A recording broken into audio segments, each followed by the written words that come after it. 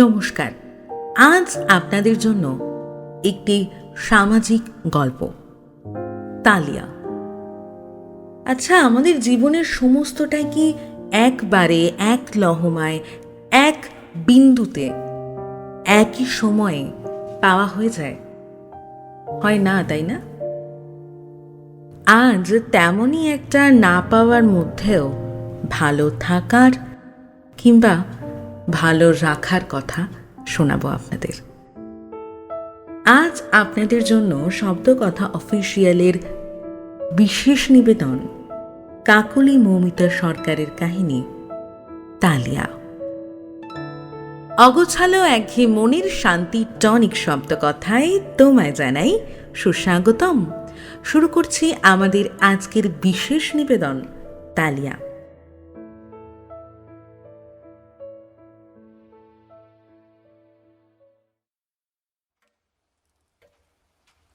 উফ, এসেছে একটা মেয়ে। কোথা থেকে যে উড়ে এসে জুড়ে বসলো কে জানে রে বাবা। সারাক্ষণ লাফাচ্ছে, ঝাঁপাচ্ছে, কি যে করছে আর কি যে করবে এই ভেবেই ভয়ে ভয়ে থাকি। শান্তি নেই এক ফোঁটা। বসে বসে ভাবতে থাকেন মৃদুলা দেবী। এই যে এবার অফিস পেরিয়েছে, এই একটু শান্তি। এবার একটু বসে বসে মনের সুখে টিভি দেখা যাবে। কই গো গিন্নি, এক কাপ চা দাও দেখি। পাশের ঘর থেকে হাঁক পারলেন রমেনবাবু। গিন্নি মানে স্নেহাশিস, আমাদের গল্পের বাবুর মা। উনি আরও একটু ভলিউম গলার বাড়িয়ে নিয়ে বললেন, কেন, তোমার আদরের ওই বাঁদরটা ফ্লাক্সে চা বানিয়ে রেখে গেল। দেখো সামনের টি টেবিলে তাকিয়ে। হুকুম দিতে দিতে একেবারে স্বভাব হয়ে গেছে। দিনে 100 বার চা লাগে। অবসর নিয়ে মাথা কিনে নিয়েছে একবারে, আর কি। কথাগুলো এক নিঃশ্বাসে বলে মৃদুলা দেবী হাঁটুতে একটু হাত বুলিয়ে নেন। ব্যথা যে।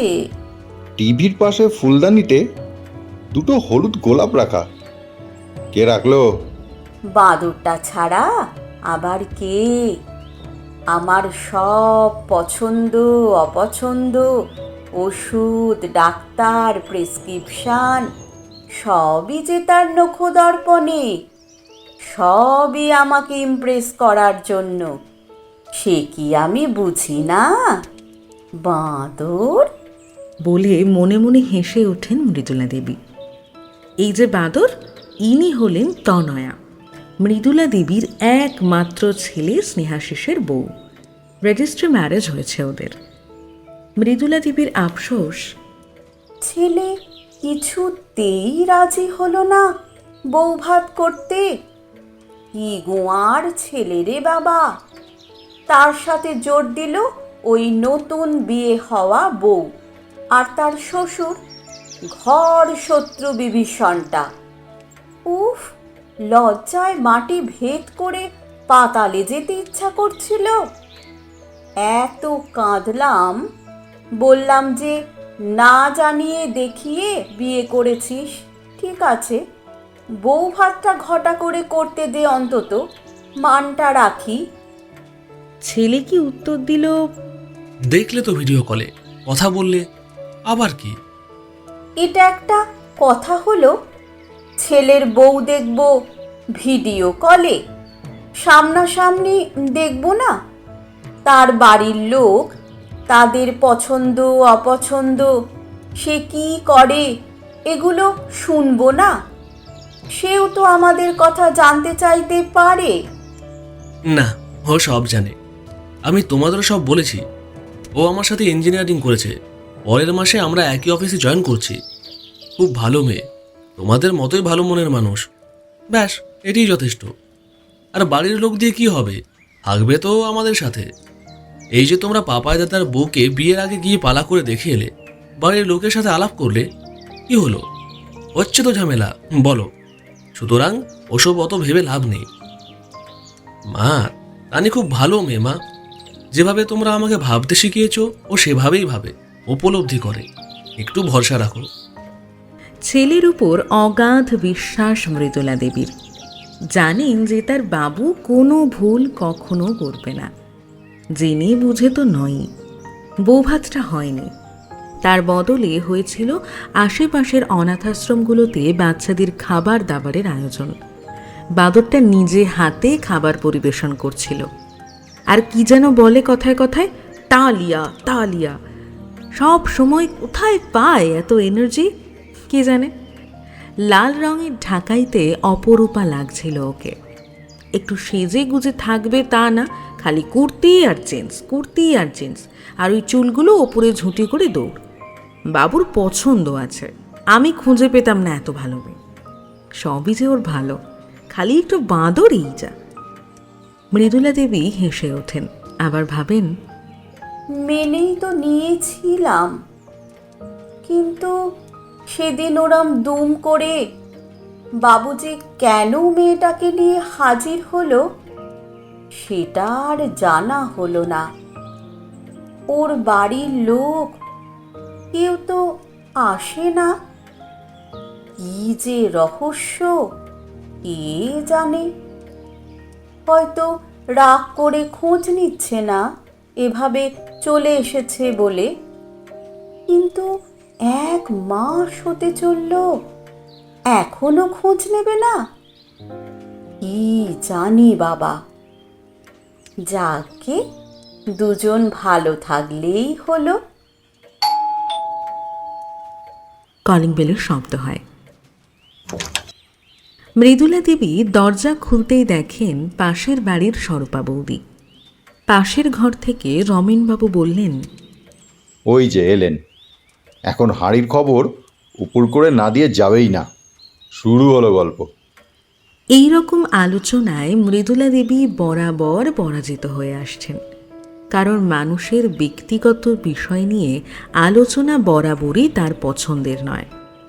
কিন্তু ভদ্রতার খাতিরে বাকিদেরটা শুনতেই হয়, হাসি হাসি মুখের ভাবটা করে। এইবার শাশুড়ি হবার পর ভাবলেন যে বউয়ের নিন্দা করে যদি একটু ক্রেডিট নেওয়া যায়। কিন্তু না, যতই হোক আফটারঅল শাশুড়ি কি না। কিন্তু কোথায় কি, বৌমার বেশি এমন বাঁদর একটা জুটলো কপালে যে নিন্দাও করা যায় না। ওদিকে স্বরূপা দেবী বলে চলেছেন, জানো আমার বৌমা এই হই সেই। এদিকে মৃদুলা দেবী বাঁদরটার কথা ভাবছেন। সকালে ওঠে, চান করে, ফুলটা তুলে রাখে আগেই। চা করা নিয়ম বানিয়ে দিয়েছে, একসঙ্গে বসে চা খেতে হবে। সকালে উঠেই সবাই সবার শ্রীবদনখানি আগে দেখাতে হবে, তবে না দিন শুরু।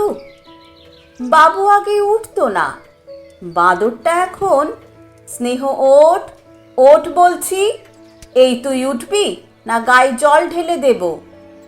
ব্যাস ভয়েই উঠে পড়ে।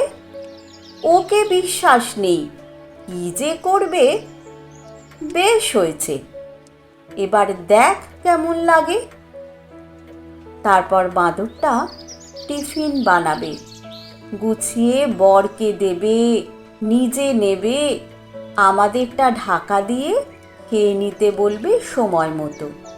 ওষুধ রেখে যাবে, বুলটির মাকে বলে যাবে কি কি রান্না হবে। চা রেখে যাবে ফ্লাক্সে শ্বশুরের জন্য। তারপর ছুটবে, এসে আবার দুম করে গলা জড়িয়ে হামি খেয়ে যাবে। সব কাজে কথায় কথায় বলবে, বুলটির মা কাকিমা তাও তালিয়া। চিকেন কষা কেমন রান্নাম দেখো। ভালো মুভি দিয়েছে আজ, সবাই একসাথে দেখবো। দিল শ্বশুরের হাত নিয়ে নিজের হাতে, মিশিয়ে তালি। আবার আমাকেও করতে হবে। নতুন শাড়ি, তালিয়া তালিয়া, একটু সাজলে হেব্বি লাগছে, তালিয়া। চলো রেডি হও, ফুচকা খেতে যাবে।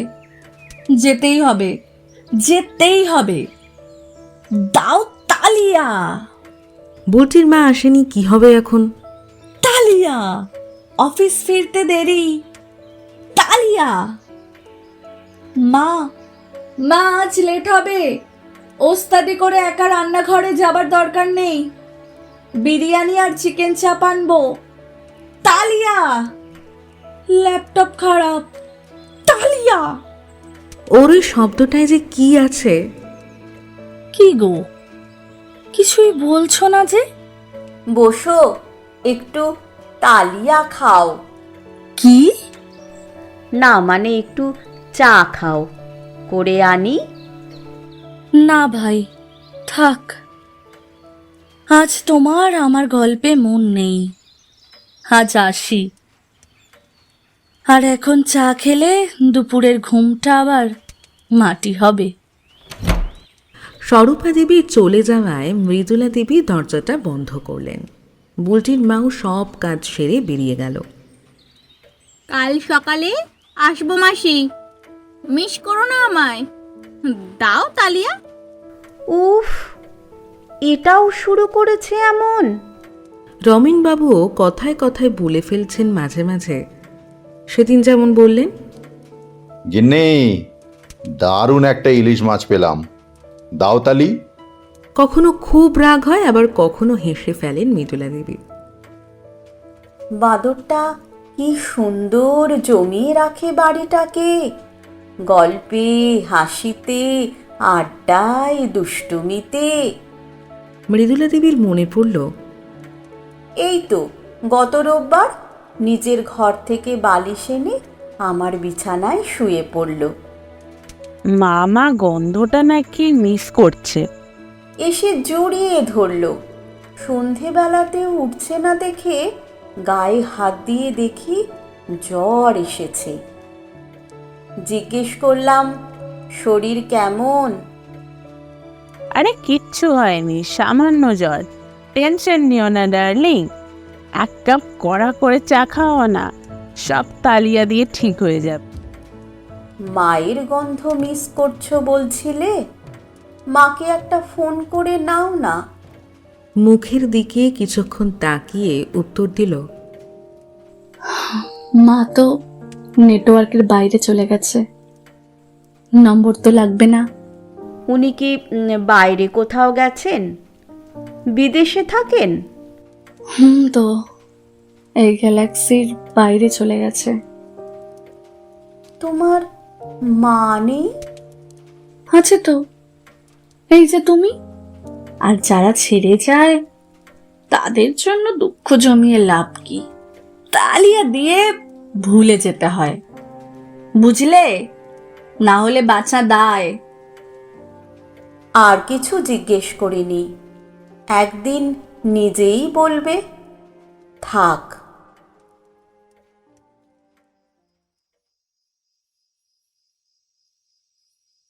7টা বাজলো, কি ব্যাপার? কেউ ফিরছে না এখনো? এতক্ষণে তো চলে আসে, ফোনও ধরছে না। রমেনবাবু অনেকক্ষণ ধরে ফোন করে চলেছেন, কেউ ধরছে না। কি হলো? 4টের সময় ফোন স্নেহর। মা, তাদের একটা ছোট্ট অ্যাক্সিডেন্ট হয়েছে, ওকে কাছে একটা নার্সিংহোমে ভর্তি করেছি। চিন্তার কিছু নেই, আমি আজ ফিরতে পারবো না, এখানেই থাকছি। ফোনটা হাতে নিয়ে অঝরে কেঁদে চলেছেন মৃদুলা দেবী। একটা ট্যাক্সি ডেকে বেরিয়ে পড়লেন দুজন। উপস্থিত হলেন নার্সিংহোমে। বাঁদরটা ঘুমোচ্ছে, মাথায় ব্যান্ডেজ, হাতে স্যালাইন, পায়েও চোট লেগেছে ভীষণ। অফিস থেকে বেরিয়ে রাস্তার পথ শিশুদের বিস্কিট খেতে দেওয়ার কাজটা ওর রোজগার। সেটাই করতে যাচ্ছিল। রাস্তার পাশেই একটা বাচ্চা বল নিয়ে খেলছিল। একটা ছেলে বাইক নিয়ে টাল না সামলাতে পেরে ওর দিকে ধেয়ে আসে। তাকে বাঁচাতে গিয়ে তামনি সামনে আসে, আর ব্যাস,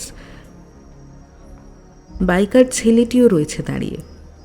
ও চালানো শিখছিল। দুঃখ দুঃখ মুখ করে দাঁড়িয়ে রয়েছে সে। সবাই চুপ করে বসে।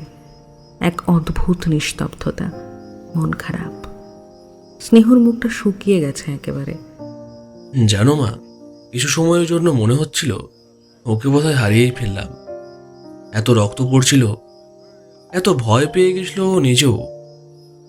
এত ভীতু হতে ওকে কখনো দেখিনি আমি। জীবনে অনেক খারাপ সময় পার করেছে ও, কখনো এভাবেও ভয় পায়নি। আজ ওর ভীতু মুখটা আরও বেশি ভয় পাইয়ে দিয়েছিল আমায়। ওর মা বাবা ডিভোর্সি, তখনও 7, কাকু ঠাকুমার কাছেই বড় হয়েছে, তারপর হোস্টেল। বাবা সময় মতো টাকাটা পাঠাতো, মা বাবা কেউ দায়িত্ব নেয়নি সেভাবে, আরও স্কুল ছাড়তে চায়নি। কাকু তখনও বিয়ে করেনি, ঠাকুমা ছিল, তাই ওদের কাছেই থেকে যায়। ওর সাথে কলেজের শুরুতে কোনো রিলেশন ছিল না। যত ওকে জানতে থাকলাম, চিনতে থাকলাম, ভাবতে পারলাম না ওকে ছাড়া কিছু আর। সব সময় বলতো, তুই খুব লাকি স্নেহ। ওর মা মারা যায় 3 বছর হলো, বাবা 2 মাস আগে। সেদিন ওকে একেবারে নিয়ে আসার কারণ ছিল, ওর কাকিমা ওর বাবার PF এর টাকাটা যে ভাগটা ওকে দিয়েছিলেন সেটা ওকে দেবে না। তানি ওর বাবার থেকে নিতে চায়নি, বলেছে আমি তো পেয়ে গেছি চাকরি, আর লাগবে না এখন। ওর বাবা জোর করায় নিতে বাধ্য হয়। এদিকে ওর কাকু আর কাকিমার ঝামেলা লেগেছে, কাকু টাকাটা নিতে দেবেন না আর কাকিমা নেবে, এই নিয়ে তুলকালাম। তানি হাসি মুখেই দিতে চেয়েছিল। ওর কথা, কাকিমা তো আমার মায়ের মতোই, আমার জন্য অনেক কিছু করেছে, এটা না হয় আমি দিয়েই দিলাম। কিন্তু ওর কাকু কিছুতেই এটা হতে দেবেন না। উনি বললেন এটা চরম অন্যায়। কাকিমা ভাবেন তানি হয়তো ওর কাকুকে উস্কিয়েছে, এদিকে আবার ভালো সাজছে টাকা দেবে বলে। ওর কাকিমা ওকে বেরিয়ে যেতে বলে বাড়ি থেকে। সন্ধ্যাবেলা তানি ফোন করে সব জানায়। তখন আমি কি করতাম? আর তানি এগুলো বলে ওর বাড়ির লোকজনকে ছোট করতে চায়নি তোমাদের কাছে। ও চেষ্টা করছে সব সমস্যা মিটিয়ে নিয়ে সব সম্পর্কগুলো বাঁচিয়ে রাখতে। ঠাকুমা ছাড়া আর কারোর থেকে ও ভালোবাসাটা পায়নি, জানো মা। ওকে বোঝা বড় মুশকিল। ভেতরে ঝড় চলবে, কিন্তু ওপরে ওইভাবেই হাসবে। বলে এত দুঃখ বসে কি লাভ, আমার থেকেও কত লোক খারাপ আছে, দুঃখ ভাবলেই দুঃখ। মৃদুলা দেবীর চোখে জল। ইচ্ছে করছে বাঁদরটাকে জড়িয়ে ধরে জিজ্ঞাসা করতে, কিরে মামা, গন্ধটা পাচ্ছিস? কাছেই বাড়ি, তবুও কেউ বাড়ি যেতে পারল না। ফোনটা খুললেন মৃদুলা দেবী। সময় তো পার হচ্ছে না। অনলাইন হলেন। বাঁদরটা ফেসবুকে অ্যাকাউন্ট খুলে দিয়েছিল সময় কাটাতে, খোলাই হয় না সেটা। বাঁদরটার প্রোফাইলে ঢুকলেন তিনি। হাসি হাসি মুখের এই ছবিগুলো দেখলে কে জানবে ওর এত ঝড় ঝাপটার কথা। সবার ছবি পোস্ট করে, নিজেদের ছবি দেখে খুশি হন মৃদুলা দেবী। ও টাইম লাইন ঘাঁটতে ঘাঁটতে আরও পিছনে যান, একটা পোস্ট 5 মাস আগের। জীবনের ওই পর্যায়ে পৌঁছে গেছি, এখন কোনো খারাপ কিছু হলে মনে হয় এটাও দেখা হয়ে গেল। তালিয়া। তালিয়ার মানেটা বুঝতে পারলেন মৃদুলা দেবী। ভোর হয়ে গেল, বাঁদরটার ঘুম ভেঙেছে। ডক্টর দেখা করতে যেতে পারমিশন দিলেন। সবাই মিলে ভিতরে গেলেন। বাঁদর, আরে তোমরা বাড়ি যাওনি কেন? একটু ঘুমিয়ে নিতে বাড়ি গিয়ে। মৃদুলা দেবী, কি করে ভাবলি তানি, তোকে এভাবে একা রেখে বাড়ি গিয়ে ঘুম আসবে আমার? বাঁদর, শোনো, আমি জানি তুমি আমায় কি বলে ডাকো, বাঁদর। ওইটাই বলবে। আমার খুব ভালো লাগে। আমার এই শান্ত দুঃখী আমি ভার্সনটা একদম পছন্দ নয়।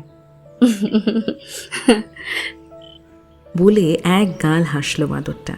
মৃদুলা দেবী, বাঁদর একটা কোথাকার, দে তালি।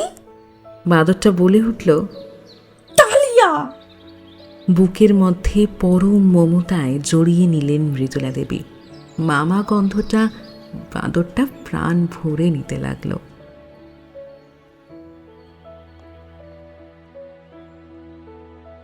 নমস্কার।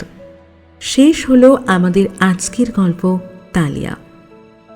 সত্যিই তো, আমাদের জীবনে দুঃখ তো থাকবেই, অশান্তিও থাকবে, সব কিছুই জীবনের একটা একটা অংশ।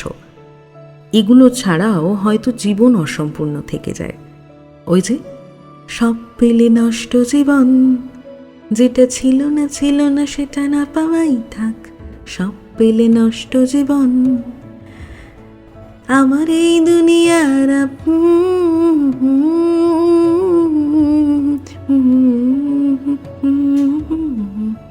শেষ ট্রেনে বাড়ি ফিরবো না না না না না না না। এই সব কিছুকে একপাশে রেখে তালিয়া দিয়ে কখনো কখনো আমাদের হ্যাপি ভার্সনটা আমাদের নিজেদেরকেই খুঁজে বের করে নিতে হয়, কোনো না কোনোভাবে বেঁচে থাকার তাগিদে। তালিয়া গাইস, তালিয়া।